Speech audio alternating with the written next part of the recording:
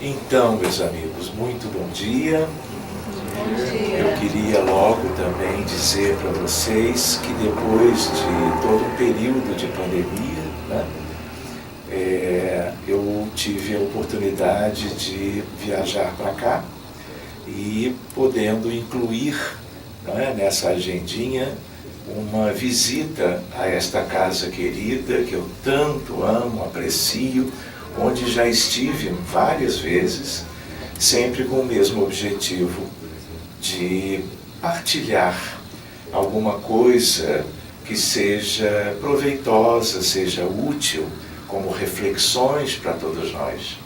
Então agradeço imensamente ao nosso irmão André Cabral essa possibilidade.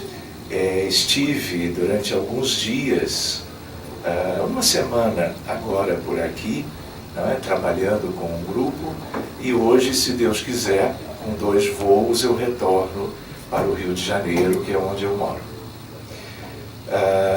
Eu gostaria de comentar, não é, inicialmente, que esse é um tema, dentre tantos que são possíveis para nós estudarmos num domingo pela manhã, não é? Mas é um tema especial, porque nós estaríamos lidando com, vamos dizer assim, a substância do universo. Não é só porque todos nós somos filhos de Deus. Antes de seguirmos adiante, nós poderíamos pensar um pouquinho juntos nessa oportunidade. Por exemplo, que mundo é este? Nós vivemos na Terra como seres humanos, como almas, como espíritos, há milhares de anos. Mas nós aprendemos que a Terra, no dizer da doutrina espírita desde Kardec, é um mundo de expiações e de provas. E talvez exatamente nestes tempos nós todos pudéssemos perceber o que a espiritualidade queria dizer quando deixou claro para nós o tipo de humanidade que nós, como que pertencemos, constituímos a humanidade atual no planeta Terra. Então, a questão do amor é uma questão fundamental. E nós gostaríamos de lembrar que se o planeta Terra é pertencente ao sistema solar, são um punhado de planetas em torno da nossa estrela, que é o Sol. Esse sistema, ele faz parte de uma galáxia, que é a Via Láctea, aquela que nós conhecemos um pouco melhor. Mas, para lembrarmos que o planeta Terra, há muito tempo e hoje também, não é um exemplo de mundo, não é uma referência de humanidade. Porque nós somos muito atrasados ainda. Expiações e provas é uma questão muito séria e que nos dá uma ideia, sobretudo agora, sobre o que é isto aqui. Então, é claro que o planeta este, nesta galáxia, a galáxia nossa, Via Láctea, ela possui numa contabilidade atual 200 bilhões de estrelas. Se em média, em torno de cada estrela, nós temos 5 planetas, em média, nós temos 1 trilhão de planetas. E a ideia de Camille Flammarion, de Kardec, a pluralidade dos mundos habitados, faz com que nós pensemos que a grande maioria destes 1 trilhão, na verdade, tem as suas humanidades, filhos de Deus como nós, em estágios completamente diferentes do que nós estamos vivendo agora. Talvez, claro, também mundos primitivos, como a humanidade daqui já experimentou há milhares de anos atrás, tanto quanto a possibilidade de serem, lá longe, também mundos de expiações e de provas. Mas isto é a minoria. Se eu penso em Andrômeda, Andrômeda é a galáxia vizinha. Andrômeda tem 1 trilhão de estrelas, 5 trilhões de planetas. E os planetas são, vamos dizer assim, as localizações mais típicas das humanidades, compostas naturalmente, com as suas características, em relação aos filhos de Deus do grande universo. Então, reparem, nós temos aí uma ideia agora um pouco melhor da realidade, tanto do grande universo, como da realidade moral, espiritual, humana, que é aquela atual, que é consequência de toda uma longa história por aqui. Nós nos lembramos que a história escrita, ela começa a ser registrada há mais ou menos 5 milênios e meio. A história da humanidade é muito maior, mais longa, mais antiga do que este período. Mas a escrita só veio de lá para cá. Então agora nós temos oportunidade de conhecer melhor quem somos por tudo que nós já vivemos, historicamente. E algo que é bem atual para nós refletirmos e que tem a ver com o nosso tema. Porque há o amor, mas existe a falta dele. E ainda existe o desamor, que é algo em oposição a uma proposta de todas as religiões, de todas as crenças, de todos os credos, incentivando qualquer um de nós para que busquemos o essencial, o progresso, a evolução moral. Então, para vocês terem uma ideia de reflexão, 5.500 anos de história registrada nossa na Terra, nunca tivemos 100 anos de paz. Nós estamos aqui, não é, em Long Branch, neste domingo ensolarado, lindo de verão, e enquanto nós estamos aqui refletindo sobre um tema que nos remete a Jesus de Nazaré e a todos os precursores, todos aqueles que antecederam Jesus, procurando esclarecer o essencial para o progresso e para o alcançar da felicidade real, definitiva, né? Nós também lembramos que de Jesus para cá, nós estamos vivendo inúmeras dificuldades. E hoje nós temos a questão da Ucrânia, nós temos a questão do Sudão, de Burkina Faso, de Mianmar, do Haiti, a guerra civil na Síria, a guerra civil há mais de 10 anos em Iêmen, com uma miséria, um sofrimento, algo que muitas vezes o noticiário nos revela e nós continuamos, às vezes, insensíveis. Então a ideia qual é? É nós conhecermos a nós mesmos. Então, autoconhecimento nos ajuda em tudo. O autoconhecimento fundamental é eu conhecer melhor quem eu sou. E qualquer um e todos o fazerem, reparando o que ainda é necessário para que nós alcancemos uma condição individual melhor. Mas a condição individual é apenas uma parte, porque nós precisamos nos importar com todo mundo. Não é verdade? Nós temos um compromisso essencial com a nossa essência divina. Todos nós somos filhos de Deus, todos nós como que temos um Cristo interno. É como Viktor Frankl, um espírito de um psiquiatra extraordinário, que sobreviveu ao campo de concentração de Auschwitz-Birkenau, na Polônia, perto, algumas dezenas de quilômetros de Cracóvia, e ele se torna um médico, escritor, e ele trabalha a ideia do núcleo saudável da alma humana de todo mundo.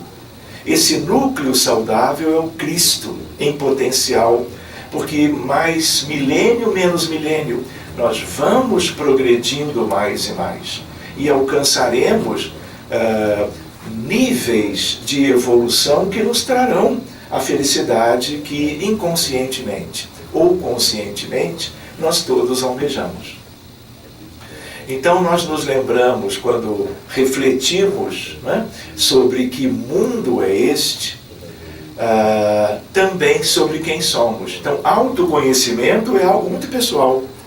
De você, a cada noite, por exemplo, antes de adormecer, você procurar avaliar as coisas que você viveu naquele dia, naquela semana, quando é o caso, as coisas que você considera que foram bem feitas, bem realizadas, bem sentidas, bem escolhidas, bem pensadas.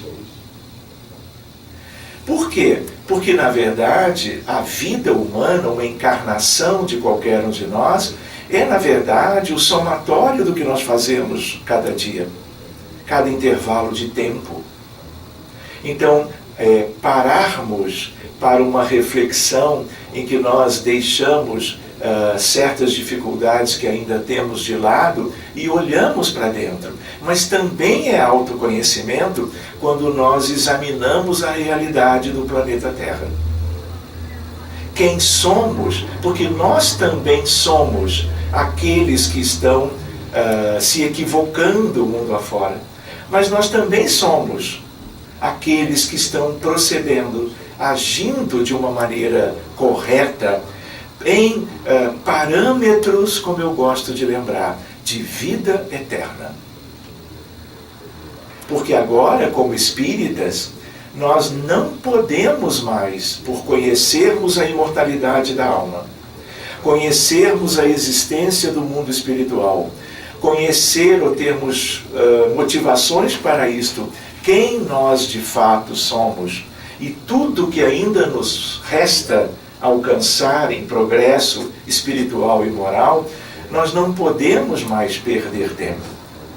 Vidas anteriores que nos levaram até aqui, perspectivas de vidas futuras que serão melhores do que a atual, desde que nós saibamos cumprir as leis de Deus e investirmos nesse amor, neste progresso, de um modo geral, em todas as virtudes.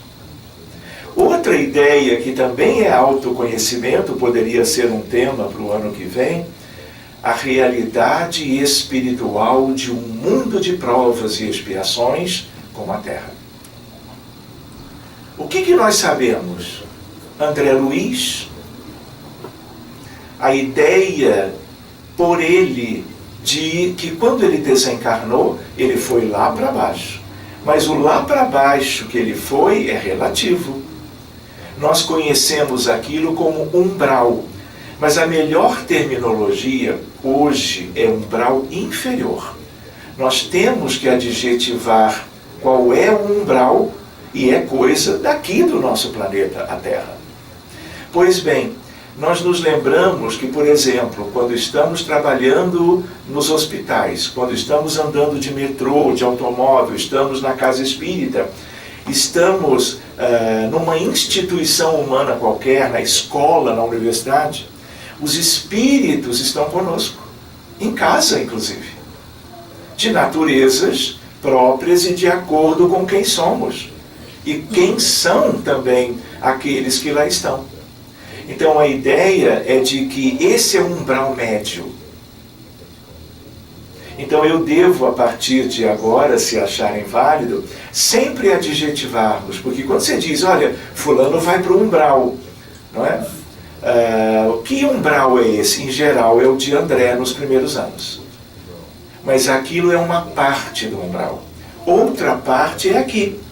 Aqui temos inúmeros espíritos que estão partilhando conosco estes minutos de estudo. E outros que estão nos ajudando, nos inspirando, nos protegendo, nos auxiliando nos nossos processos pessoais de recuperação da saúde, da saúde física, a saúde do perispírito e a saúde que mais importa, que é a essencial, que é a saúde da alma imortal, que nós todos somos. Então, a ideia qual é? Vocês lembram quando o André Luiz lembrou da mãe? Depois de 6, 7 anos lá embaixo. Está descrito na obra Nosso Lar. E aí ele lembra da mãe e ele tem um impulso de fazer uma prece, de orar. Imediatamente abre-se, descortina-se um ambiente luminoso. E ele é retirado dali e levado para onde? Para o hospital da colônia, da cidade astral, chamada Nosso Lar, que passou a ser uma referência para nós espíritas sobre algo de o que existe do outro lado. Ele nunca mais, a partir dali, foi o mesmo, não é verdade? E a ideia qual é? O que é Nosso Lar? É um exemplo de uma cidade astral, de uma colônia, aonde? Umbral superior. Mas é umbral. Por isso que é interessante para nós, estudantes, aprendizes, pensarmos um pouco nesse sentido. Umbral inferior, médio e superior. E vejam a enorme diferença de vida, de qualidade, de características em relação a esses 3 aspectos umbralinos.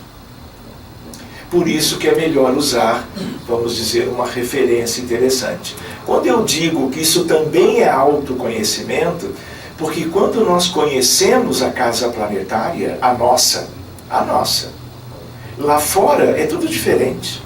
Há de ter alguma similitude? Há, mas desde que outros orbes e outras humanidades sejam a semelhança nossa no mesmo estágio evolutivo. Então também vale lembrar algo que é tema para uma outra ocasião. Quando Lísias pergunta, o próprio André pergunta a Lísias, Lísias, o que são as trevas? E Lísias responde. Leiam lá depois. E aí ele fala de uma região do mundo espiritual da Terra que é muito mais limitada moralmente, com dramas inimagináveis, onde vivem desencarnados numa extensão que envolve o planeta inteiro, numa verdadeira escuridão, onde a luz do sol não penetra e qualquer luz tem que ser artificial. E um sofrimento sem par. E o próprio Lísias, quando ele diz a André, é o lugar de maior escuridão e sofrimento que nós conhecemos. Lísias não conhecia as zonas abissais. Os abismos. Tudo isso ainda é daqui. E tudo isso é profundamente triste e lamentável, e mentalmente eles induzem os mais diferentes flagelos da humanidade, inspirando para o mal, para a estagnação moral, porque aqueles lá são contrários ao que Jesus, como governador da terra, sempre buscou nos oferecer, para que nós fôssemos felizes.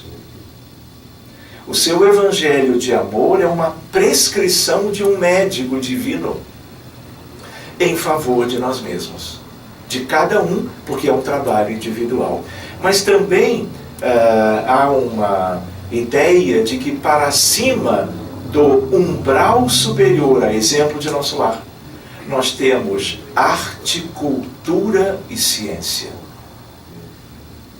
É uma esfera toda iluminada, com espíritos de uma condição de conhecimento intelectual, de amorosidade, e eles envolvem também o planeta inteiro. E estes são amorosíssimos. Mas para que nós tenhamos uma ideia de gradação, acima da esfera de arte, cultura e ciência, nós temos aquela que tem a ver diretamente com o nosso tema. Chama-se amor fraterno universal. Os grandes missionários que antes de Jesus e depois dele, até hoje, vieram para nos mostrar os verdadeiros caminhos da evolução, todos eles desceram, reencarnaram. E quando não reencarnaram e foram pessoas extraordinárias nas culturas de todos os povos, no Oriente, no Ocidente, no Hemisfério Norte, no Hemisfério Sul, país por país, eles estão, desde então, inspirando a humanidade, nos ajudando nas nossas escolhas, nas nossas decisões, no dia a dia. Porque é um amor de uma potência extraordinária e que se irradia como a luz do sol, a luz de uma estrela. Estes espíritos das esferas mais altas, eles são estelares. E ainda para a própria Terra, nós temos a esfera mais alta de todas, a do governo da vida, cujos espíritos são ainda mais diferenciados, cujos espíritos têm uma estreita relação com Jesus. Jesus não vive na Terra, mas ele que vive no Sol, como todos os Cristos dos planetas do Sistema Solar, o nosso, ele mantém uma vinculação mais próxima, mais efetiva com aqueles que são os que mais têm a ver em amor, em sabedoria, com o progresso na Terra. Então essa é uma ideia para nós, porque isso também é autoconhecimento. Autoconhecimento, então, são mais de um aspecto. É eu em relação a mim próprio. Tanto quanto a ideia de conhecer a realidade do planeta da superfície, da vida humana distribuída. Nós somos, meus amigos, hoje, 8 bilhões de encarnados humanos. Do outro lado da vida, nós somos 14 bilhões de humanos. A humanidade como um todo, portanto, nós somos 22 bilhões de humanos. Nesse estágio evolutivo, em que nós temos toda uma gradação das condições morais. Aqueles que já progrediram muito, aqueles que não progrediram quase nada, isso é como uma curva gaussiana de distribuição da evolução moral. Quem lembra um pouquinho da matemática vai lembrar dessa curva gaussiana. Mas a média ainda é uma média de muito pouco adiantamento moral. Então, quando nós pensamos em relação a amor como dom divino da criatura humana, nós precisamos associar às nossas dificuldades, às nossas realidades. E conhecer o mundo é um estímulo para que nós alcancemos o progresso moral. E quando nós alcançamos, nós favorecemos por amor, solidariedade, compaixão, fraternidade, empatia, solidariedade, caridade, fraternidade. Todos esses aspectos que são elementos morais de iluminação da criatura. E aí, pensando bem, nós estamos vindos de milênios de materialismo,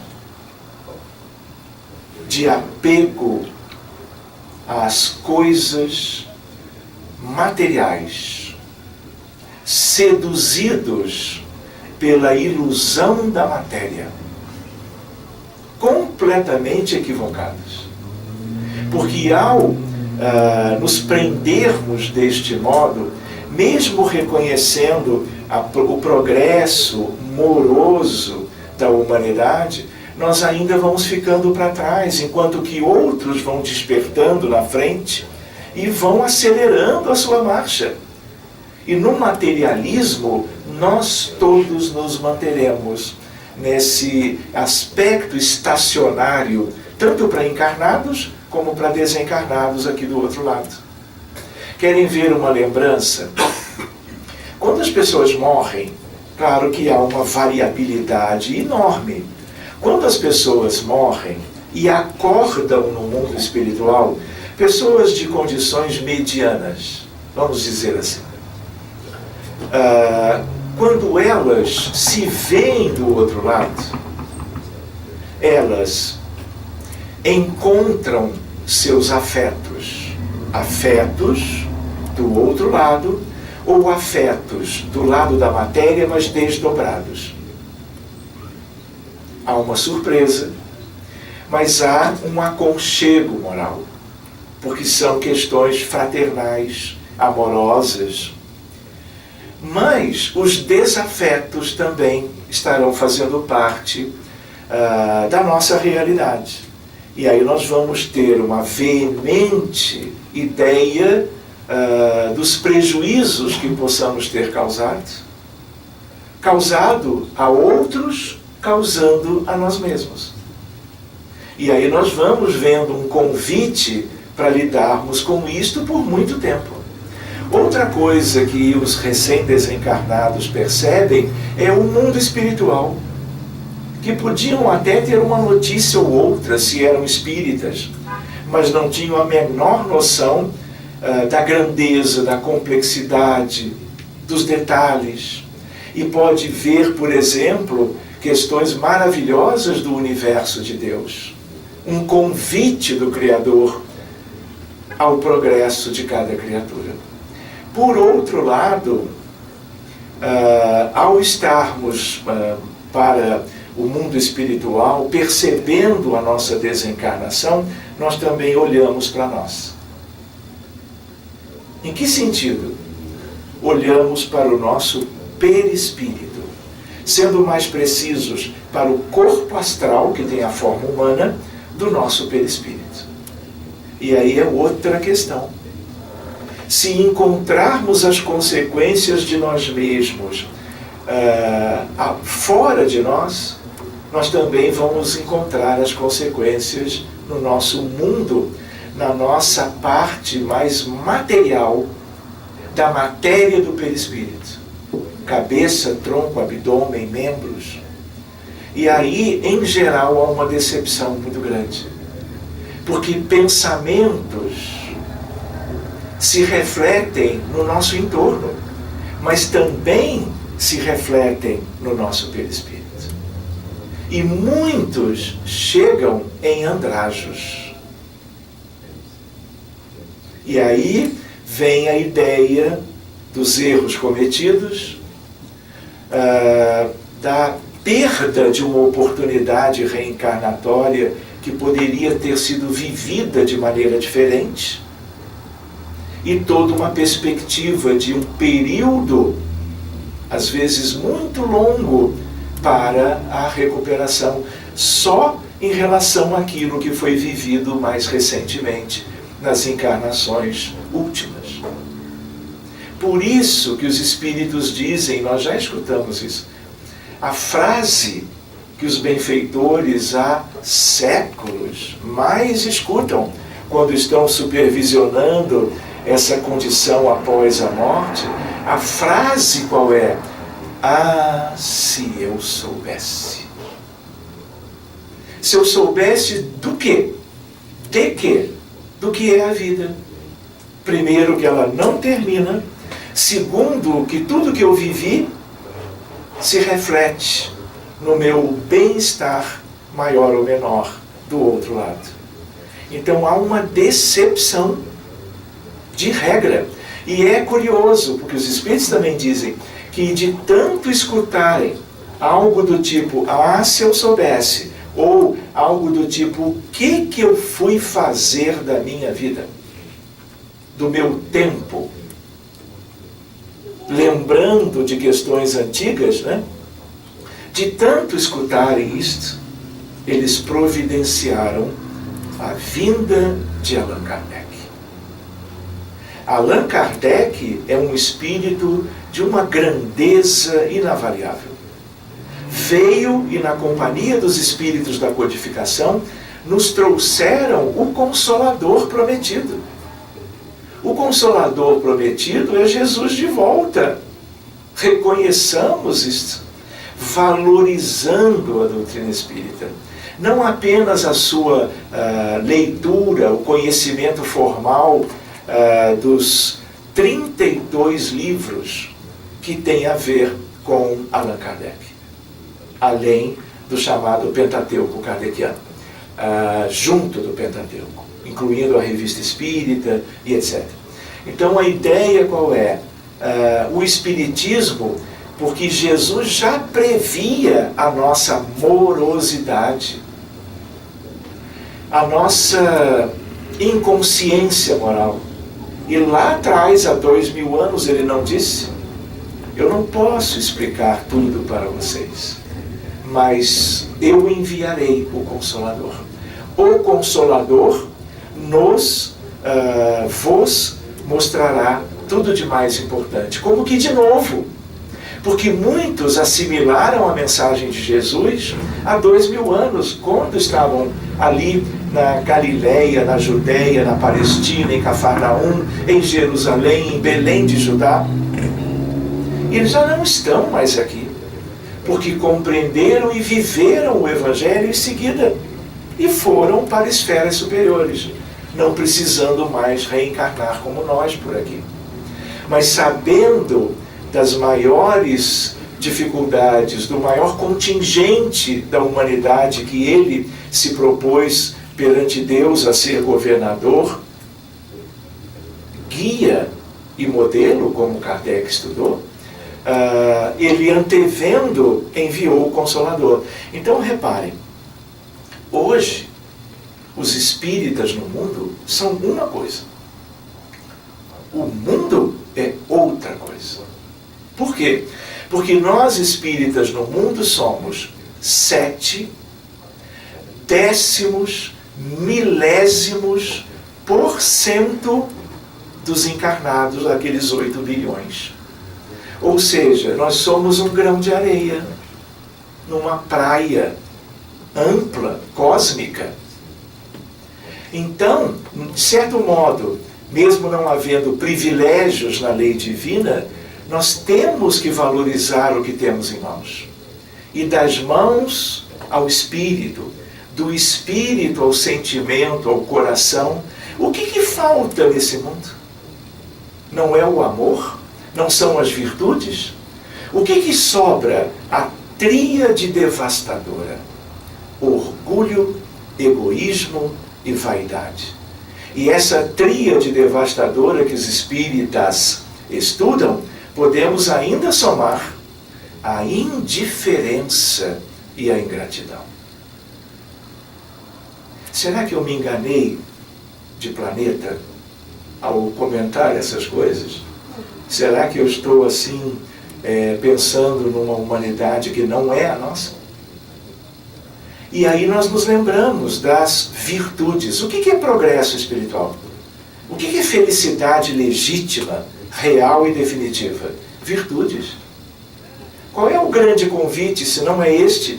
Substituição gradativa dos vícios morais pelas virtudes, às quais todos os grandes espíritos, grandes não no sentido de altura física, mas é claro no sentido de evolução espiritual, todos eles nos disseram as mesmas coisas. O amor fraterno universal, que é também aquela esfera, está em todas as religiões. Nenhuma religião intrínseca se propõe a oferecer algo que não seja a promoção do bem, da fraternidade, da compaixão, da empatia, da solidariedade, da caridade. Todos eles nos têm falado. Então nós é que somos aqueles que vamos escolhendo o que fazer, como fazer, a que tempo fazermos. O que significa sermos desatentos? Atraso, estagnação, sofrimento. Sofrimento nosso, sofrimento da família, sofrimento da comunidade onde nós estamos, porque o contrário Toda vez que nós evoluímos em algum aspecto, mas uma evolução realmente concreta, nós subimos um degrauzinho. Pode ser um saltinho quântico, para entender que é uma coisa bem infinitesimal.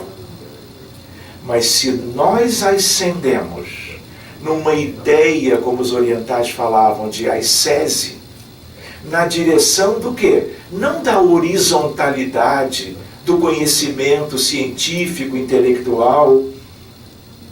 Estamos falando de verticalidade. Não que o crescimento em termos horizontais não seja maravilhoso. Mas o que nos remete à felicidade é o vertical. Então, toda vez que qualquer um de nós, espírita, não espírita, conseguimos guardar uma virtude de uma maneira que jamais nós abriremos mão de vivê-la no dia a dia, nós subimos um saltinho. Quando nós subimos, nós levamos a humanidade inteira, encarnada e desencarnada, no mesmo salto para cima.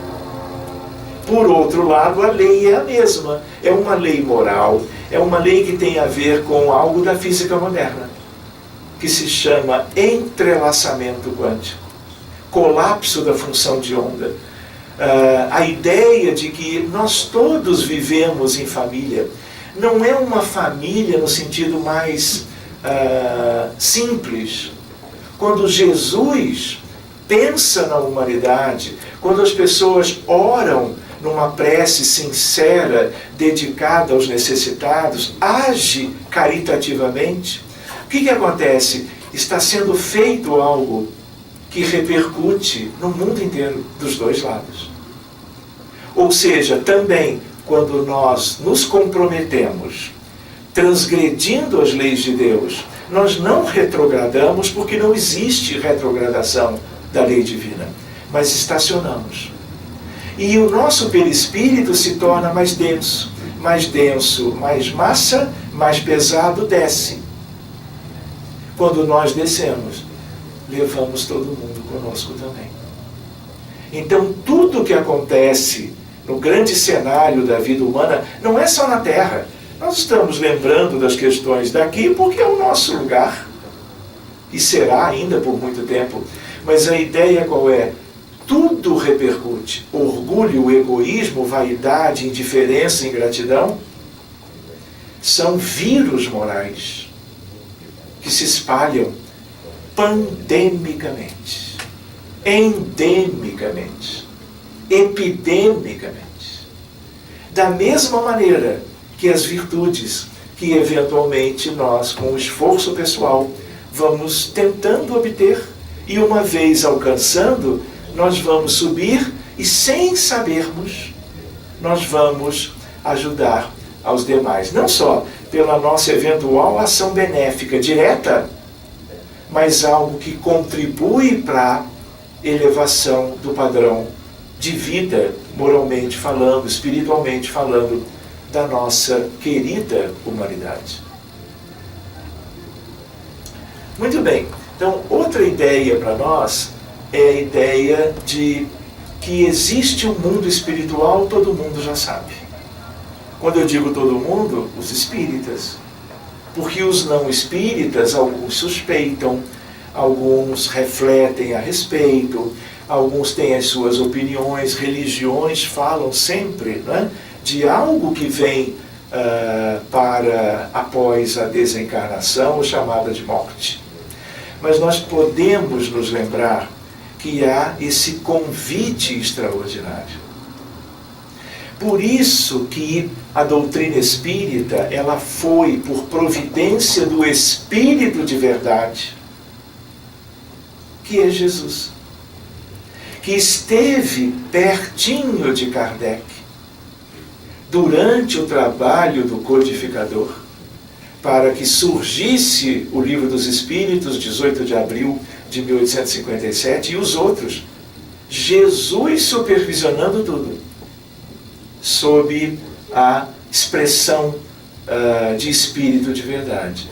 Por isso que a doutrina espírita, ela nos traz um convite maravilhoso, no sentido do aperfeiçoamento moral e de algo reflexivo para que nós abandonemos o tipo de vida habitual no planeta, gradativamente. Em que sentido? Olha, eu não vou mais ser como eu era antes. Eu preciso prestar atenção nas carências da humanidade, dentro do ambiente familiar. Quem são os meus pais, os meus filhos, netos, tios, avós? Quem somos da parentela corporal? Quem somos, ampliando isto, como o Espiritismo nos revela, a parentela espiritual? Quais são as verdadeiras necessidades do mundo e as nossas? E como que nós podemos aproveitar melhor o que nós temos, que é a encarnação atual? Será que nós estamos no dia a dia, do despertar pela manhã até o adormecer à noite, realmente aproveitando a oportunidade atual? Quantas carências, quantas questões estão aí e nós às vezes dentro de casa, no tablet, no celular, não é? Funcionando muito modestamente no intercâmbio de experiências que seriam experiências edificantes para nós e para com quem nós pudéssemos estar no dia a dia, contribuindo, pensando as dores da humanidade, pensando as dores da alma e as dores do corpo, que são como que uma característica deste mundo e desta grande família de 22 bilhões de seres humanos. Esse valor numérico, para quem não tem a lembrança ou não pôde fazer a leitura, existe um livro muito lindo, leitura obrigatória. Emmanuel tem os romances, há 2000 anos, 50 anos depois, Paulo Estevão, Renúncia, não é verdade? Já leram todos? Pode anotar. Eu mando a lista, brincando um pouquinho.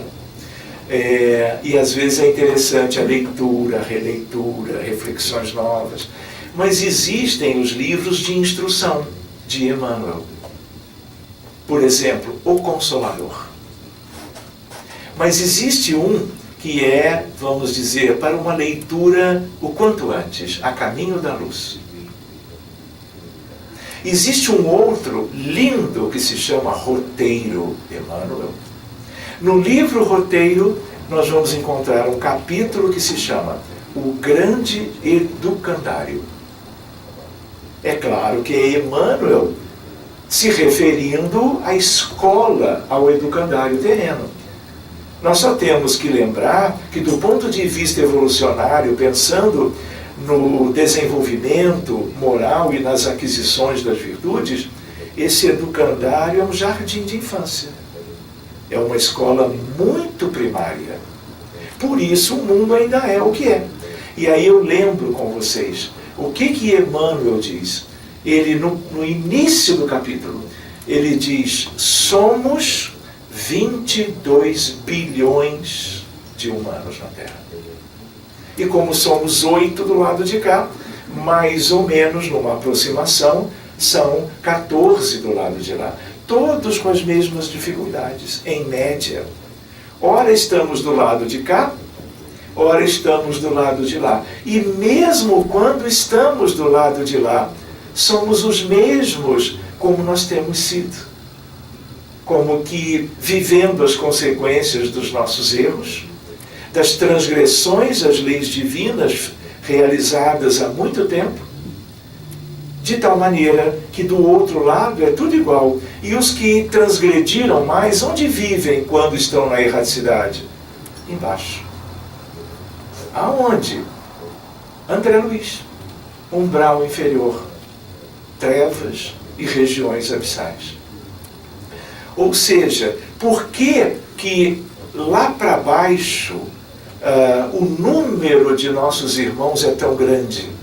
Porque o perispírito deles, por causa dos erros e transgressões cometidos, esse perispírito é mais denso, mais massivo, como dizemos. E o que é mais massivo, não tem o campo gravitacional da Terra, é tudo atraído para baixo. Como mudar isso? Amando, servindo, pensando de acordo com as propostas divinas através de Jesus para conosco. E aí nós vamos empreendendo um esforço maior, uma velocidade maior, buscando as virtudes que ainda não temos, mas que estão à nossa disposição. As virtudes vão vir, assim como que caindo, se derramando sobre os filhos de Deus? Diretamente não. Elas precisam ser geradas, vividas, conquistadas de dentro de nós. De fora, nós temos Jesus. Nós temos Kardec. Nós temos espíritos lindos que nos vieram trazendo mensagens como encarnados em suas condições de vida e mensagens dos desencarnados. Bezerra de Menezes, Eurípides Barçanufo, Abraham Lincoln, Benjamin Franklin, William James, destas terras lindas da América, Joana d'Arc, Isabel de Aragão, em Portugal, que é veneranda, Rainha Santa, mentora de Portugal, junto do infante Henrique de Sagres. Tudo exemplo para nós. Vieram lá de cima, em missões próprias, alguns nem voltaram mais, e a ideia é de que nunca de verdade nos faltou os exemplos de vida espiritual sadia, iluminada, em nosso benefício, em nosso favor. E nós temos sido desatentos, invigilantes, de certo modo até acreditando que tudo virá a seu tempo. É verdade que sim, mas não como uma chuva abençoada, nos transformando de fora para dentro. A chuva vem, a chuva tem vindo, mas muitos de nós, no mundo como um todo, ainda estamos insensíveis a tudo isso. Por isso que a doutrina espírita precisa ser como que conhecida, e para ser conhecida muito mais amplamente do que ela é hoje, nós precisamos de todo mundo trabalhando, porque o Espiritismo é o Consolador prometido, é o Espírito de verdade, é o norte da bússola para as nossas aquisições libertadoras, que ainda não possuímos. Nós hoje temos muitas guerras, como tinha comentado antes, sempre as tivemos. Por outro lado, nós também vivemos milhares de doenças. De onde vêm as doenças? Se eu penso, por exemplo, em lúpus eritematoso sistêmico, eu penso em doenças cardiovasculares, doença arterial coronariana, infarto do miocárdio, morte súbita cardíaca por infarto agudo. Se eu penso em doenças de Chagas, miocardiopatia dilatada por qualquer origem, se eu penso nas doenças reumáticas, nas crianças com autismo, nos adultos com depressão, ansiedade, bipolaridade, dependência química, olha a gravidade disso. O que são essas coisas? Elas são um atestado da nossa indigência moral, de caráter endêmico, coletivo. Em medicina, milhares de doenças, centenas de transtornos mentais na área da psiquiatria. Quando nós, em reuniões mediúnicas, abrimos o caso de um paciente com um problema médico relevante, e esses atendimentos são individuais. Uma pessoa, senhora ou senhor, com depressão moderada para severa, mas tentou suicídio 2 vezes, de um modo ou de outro. Alguém pede ajuda, olha, podem ajudar? À distância, o grupo lá no Rio de Janeiro, por exemplo, existem outros, abrimos o caso e cuidamos. O que nós encontramos? Problemas sérios. De onde? De vidas passadas. Que duraram, persistem até agora. Como ajudar esse paciente para além do que o psiquiatra, o clínico possa fazer, que é receitar o antidepressivo? Cuidar dos desencarnados, ligados espiritualmente ao doente de hoje. E no passado, o paciente de hoje, ele foi o algoz, de um modo geral. E as vítimas podem estar carecendo, geralmente estão, do devido auxílio, de uma abordagem amorosa, que tem a ver com o trabalho de equipes mediúnicas bem capacitadas, para que tenhamos uma reciprocidade espiritual da parte de espíritos muito preparados. Preparemo-nos do lado de cá. A reciprocidade é automática. Não precisamos nem pedir, porque isso se dá automaticamente. E aí aqueles que estavam maltrapilhos, andrajosos, nas zonas inferiores pelo que sofreram, por causa do sofrimento gerado pelo paciente de hoje, eles são identificados, rastreados, resgatados, tratados todos eles, seja 1 ou 2, seja 200 ou 300, por causa de um conflito, de uma guerra, em que as vítimas foram muitas. Na medida em que você procede desse modo, você está fazendo uma medicina que já não é mais para encarnados. Começou aqui, mas você está estendendo isso para o mundo espiritual. Por quê? Porque aqueles que estão naquelas condições ficarão muito tempo na erraticidade, sem desenvolvimento, sem recuperação.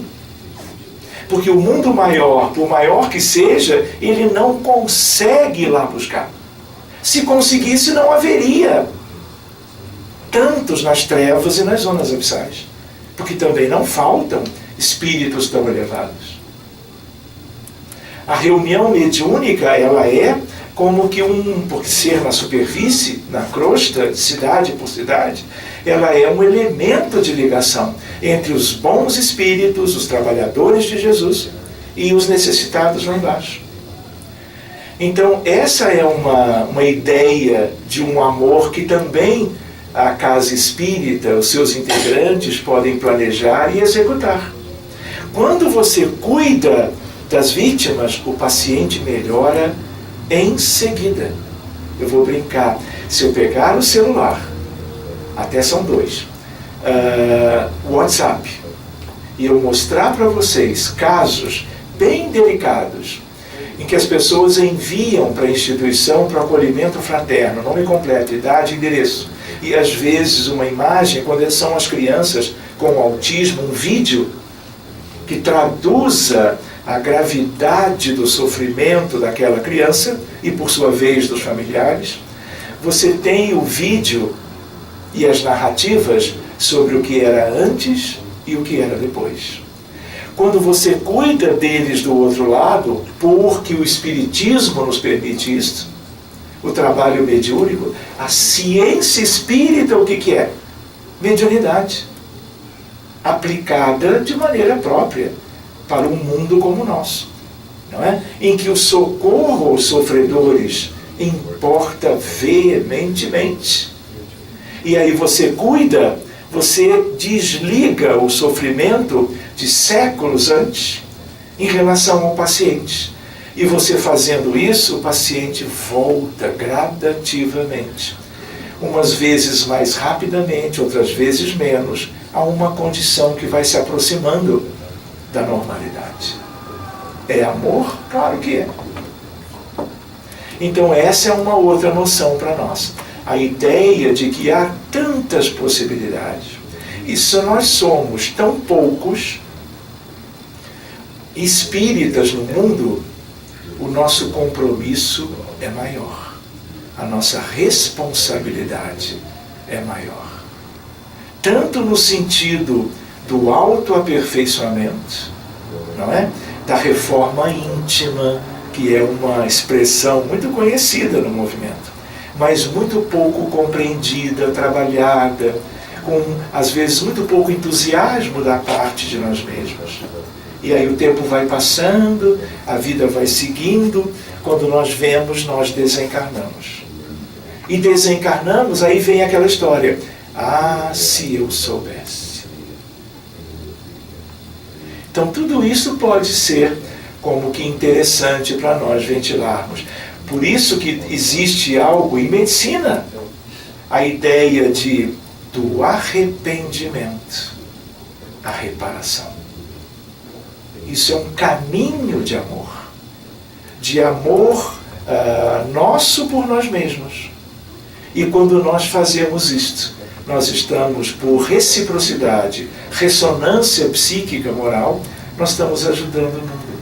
E nos tornando um pouquinho melhores, nós vamos ter melhores condições de exercermos o amor e a caridade, que é a multiplicação de tudo isso.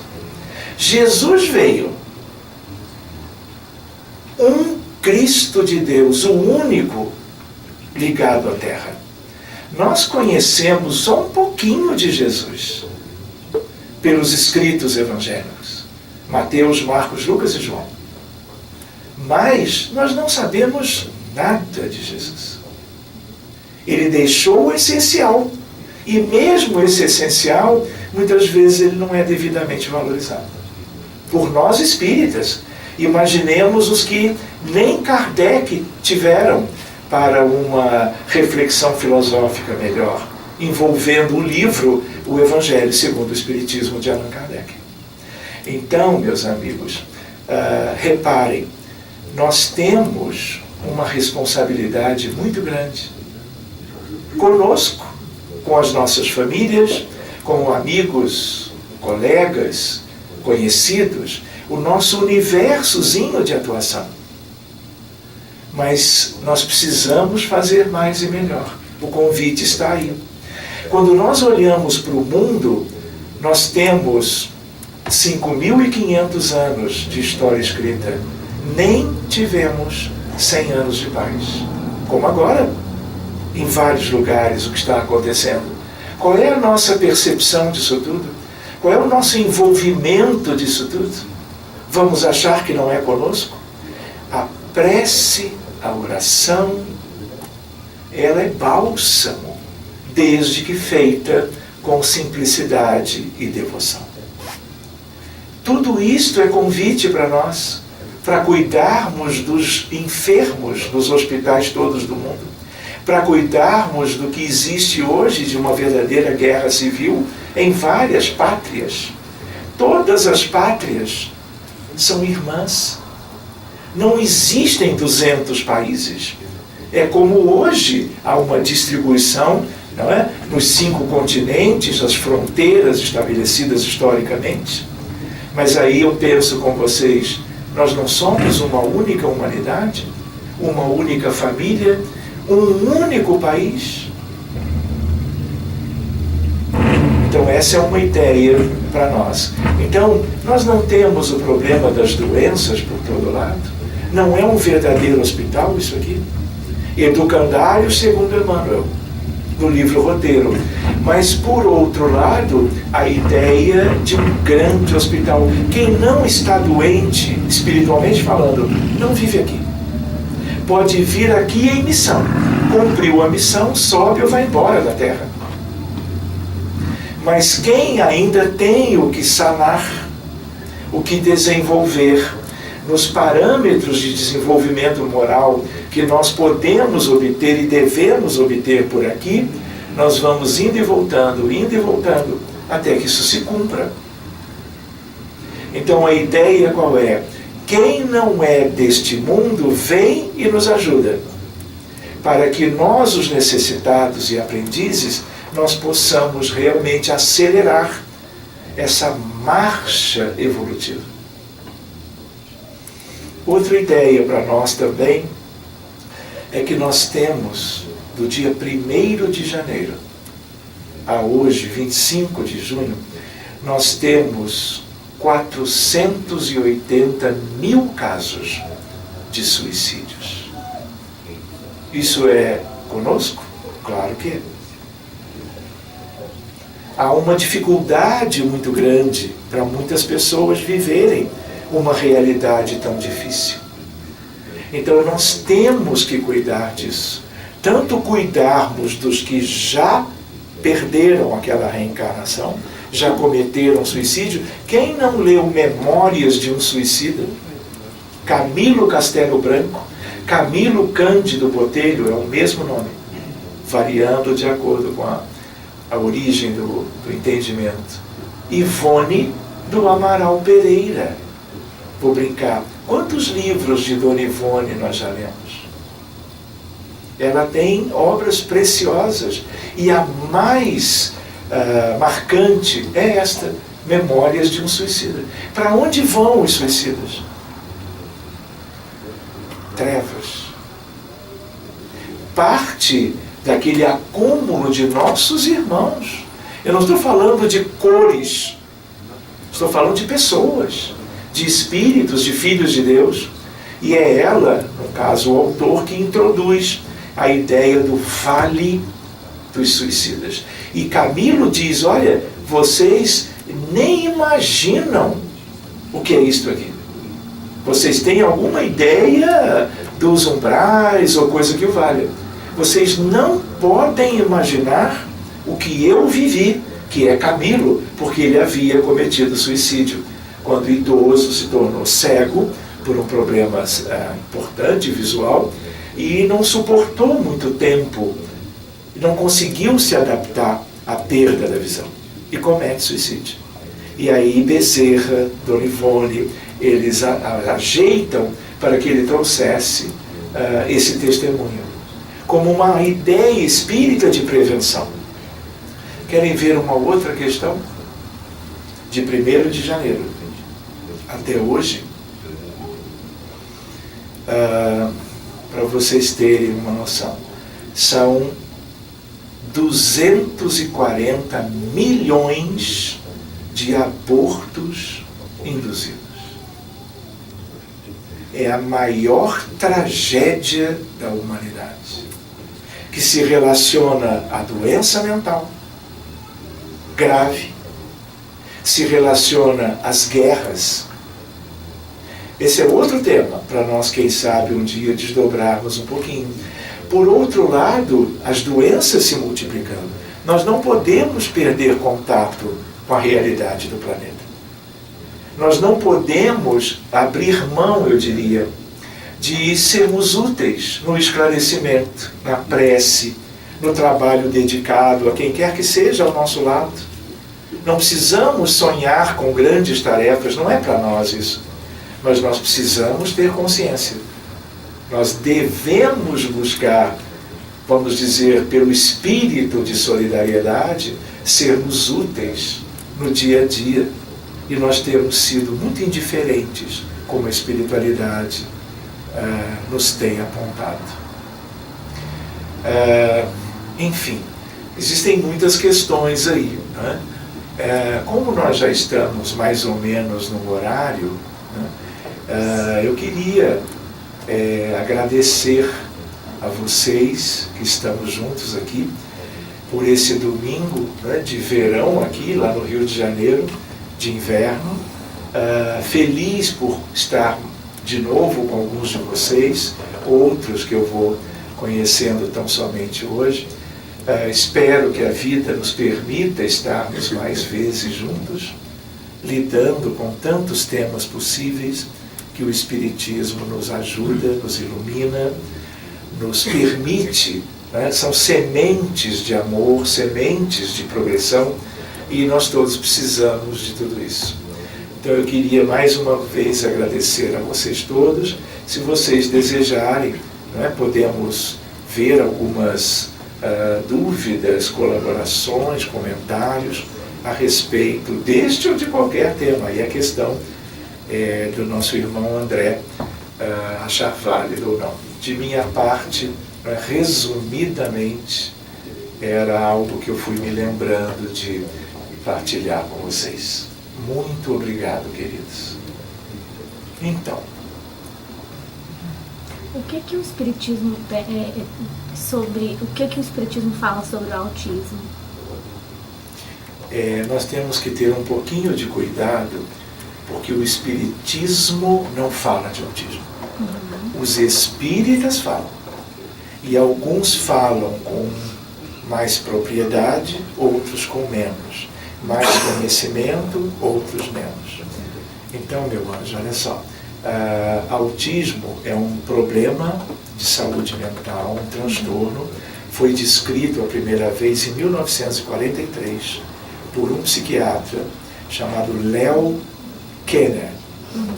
Ele viu 11 casos que tinham as mesmas características. Problemas de fala, de comunicação, socialização e movimentos estereotipados. Era a tríade, e é até hoje. Só que passaram-se décadas, lá de 80 anos atrás, exatamente 80 anos atrás. E era uma questão que não se conhecia, que não tinham casos com tanta frequência para serem melhor estudados e as pessoas se dedicarem a isso. Mas de 20 anos para cá tudo mudou. Então existe um crescimento exponencial do número de casos, não só porque o número de casos cresceu exponencialmente, mas os médicos, neurologistas, psiquiatras, famílias, pediatras, foram aprendendo a reconhecer algo que até então ficava meio estranho, meio sem diagnóstico. Então, espiritualmente é uma questão muito séria.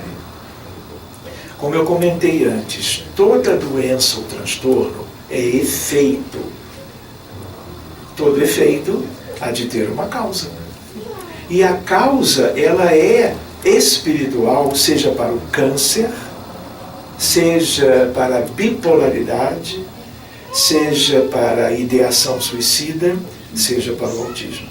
Se eu olho hoje com os elementos de ressonância mais modernos, eu estudo o cérebrozinho das crianças autistas que morreram, e os pais autorizaram as pesquisas histológicas, etc., você tem um leque de alterações bem sutis, pequenas, mas em áreas fundamentais, porque no fundo tudo no cérebro é fundamental.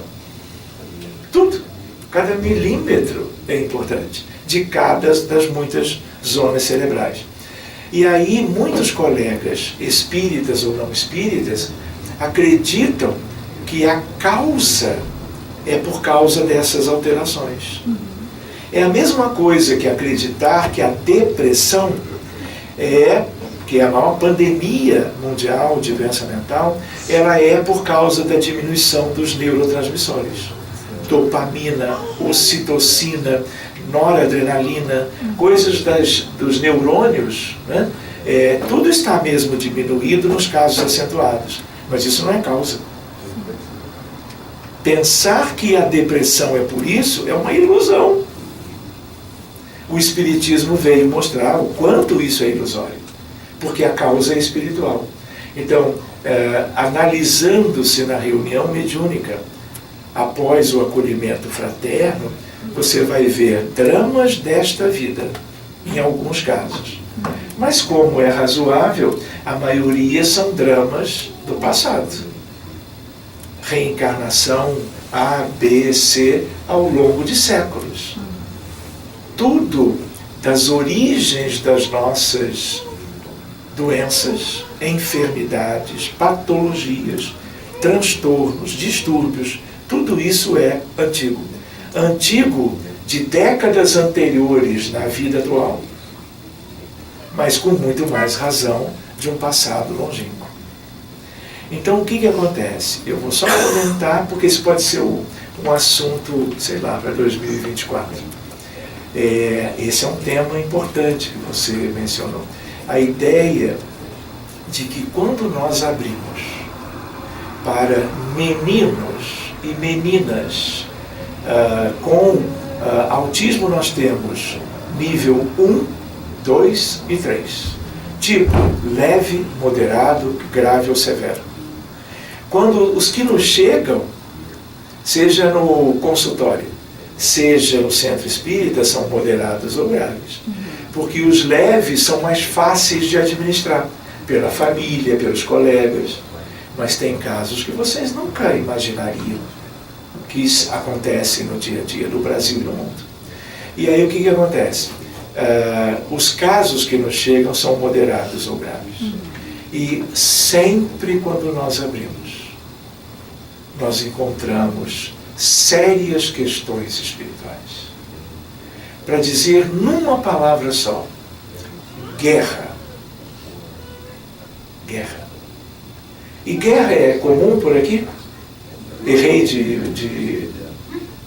de planeta? Nós não tínhamos lembrado de algo trágico? Então, nós precisamos lembrar. Tivemos a Primeira Guerra Mundial, de 1914 a 1918. De 1º de setembro de 1939 até meados de 1945, outra guerra devastadora. Dezenas de milhões de mortos nas duas. De lá para cá, Vietnã, Iraque, Afeganistão, Camboja. O que é isso, meus amigos? O que é isso? Mostra o quê? A indigência moral da nossa humanidade. E os autores de tudo isso são espíritos abissais que reencarnam e vão à presidência, a primeiros ministros, e vão à política com corrupção, com interesses materiais,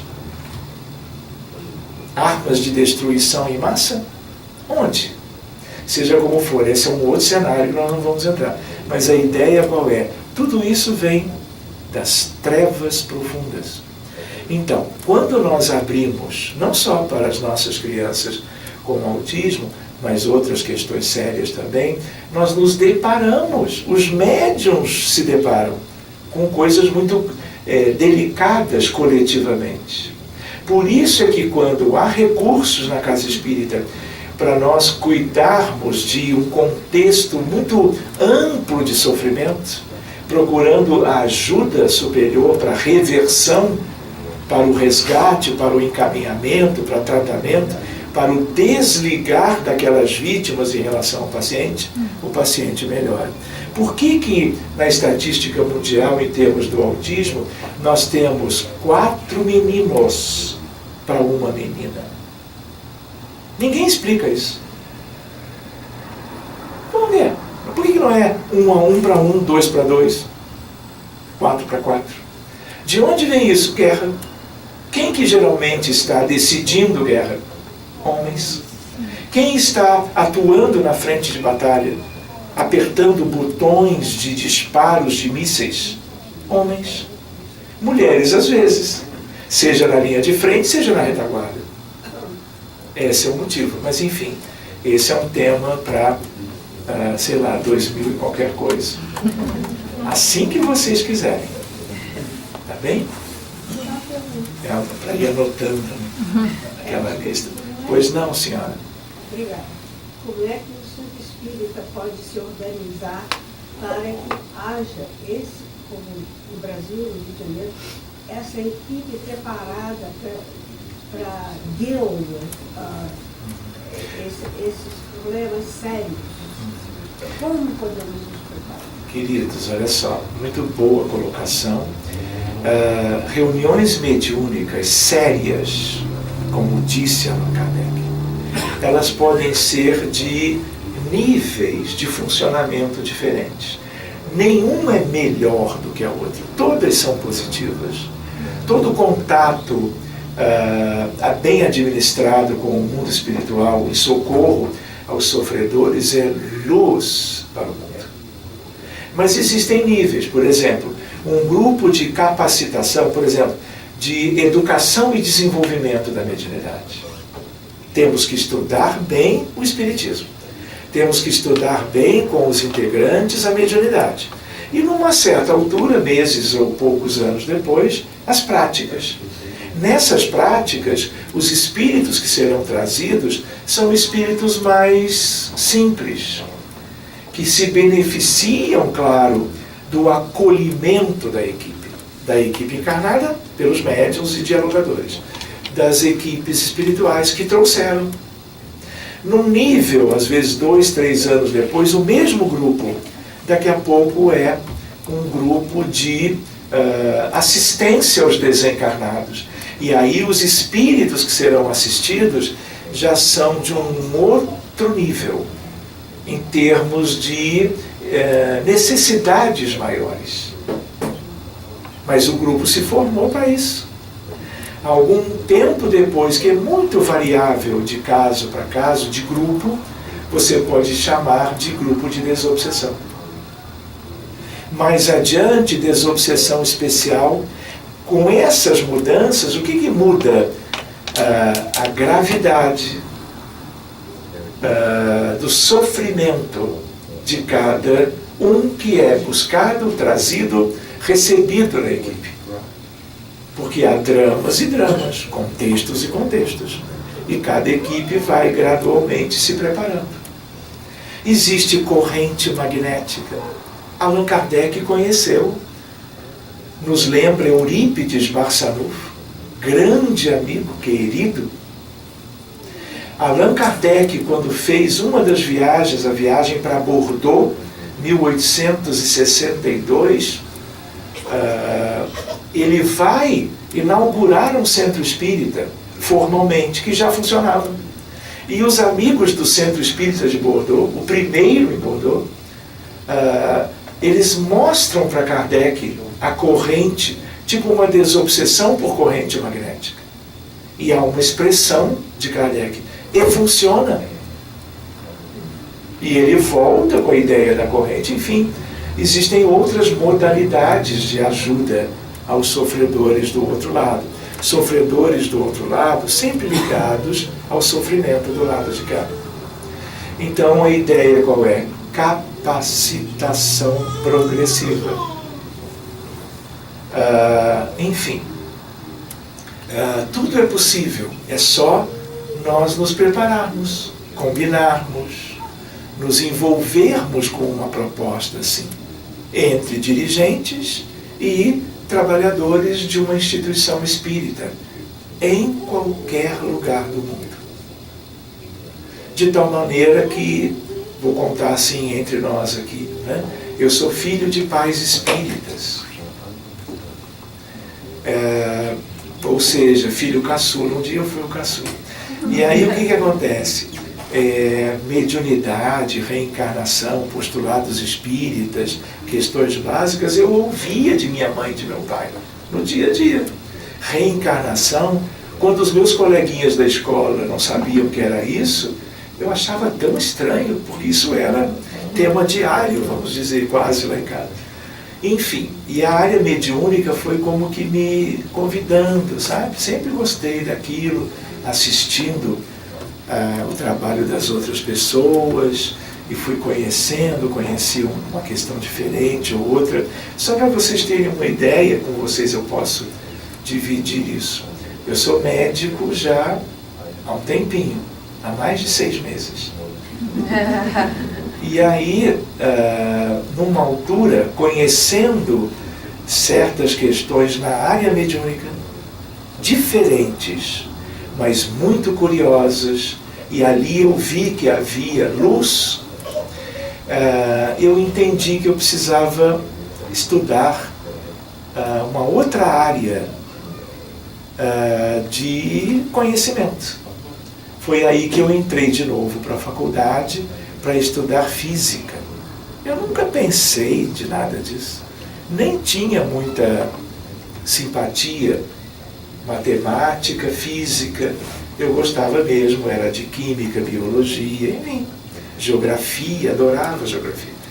Mas aí eu acabei entrando para a universidade, me graduei em física, fiz o mestrado em física na área do magnetismo, para estudar um pouquinho melhor. Por quê?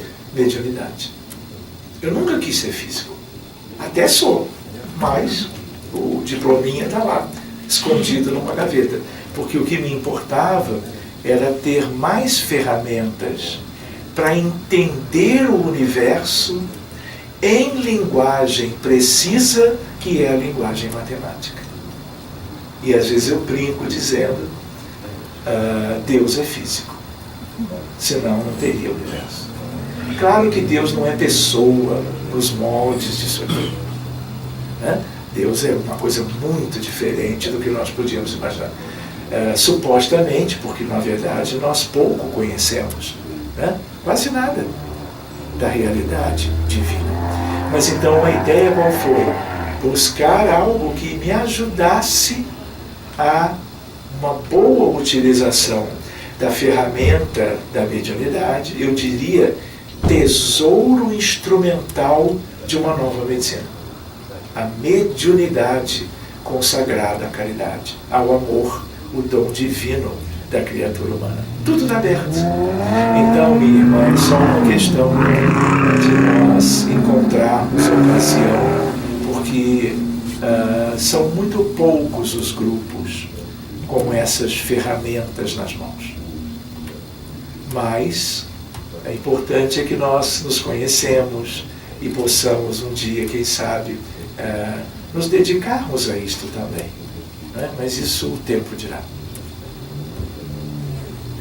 Então, meus amigos, já são meio-dia, é isso? Eu acho que o relógio sugere que nós sejamos comportados, né? E pensemos de concluir o nosso encontro. Mas até meia-noite, não, mas aí tem um avião, não dá.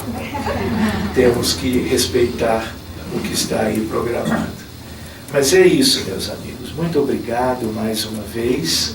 E nós vamos então sentar ali para que o nosso querido possa encerrar, fazer uma prece, né? Ou alguém a pedido dele.